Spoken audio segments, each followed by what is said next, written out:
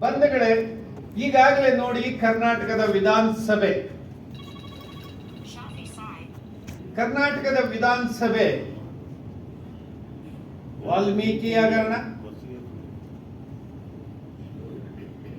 ವಾಲ್ಮೀಕಿ ಹಗರಣ ಒಂದು ಸರ್ಕಾರ ಜೀವಂತವಾಗಿರುವಾಗ ಯಾವುದೋ ಹೈದರಾಬಾದಿನ ಯಾವುದೋ ಒಂದು ಬಾರ್ಗಳಲ್ಲಿ ನಮ್ಮ ಕರ್ನಾಟಕ ಸರ್ಕಾರದ ದುಡ್ಡು ಹೋಗಿ ಯಾವನ ವ್ಯಕ್ತಿಯ ಅಕೌಂಟಿಗೆ ಜಮಾ ಆಗುತ್ತೆ ಅನ್ನೋದಾದ್ರೆ ಇಲ್ಲೊಂದು ಸರ್ಕಾರ ಇದೆಯಾ?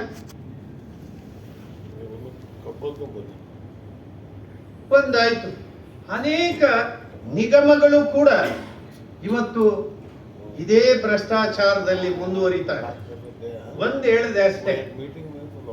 ಎರಡನೇದಾಗಿ ಈ ಸನ್ನಿವೇಶದಲ್ಲಿ ರಾಜ್ಯದ ಮುಖ್ಯಮಂತ್ರಿಯೊಬ್ಬರು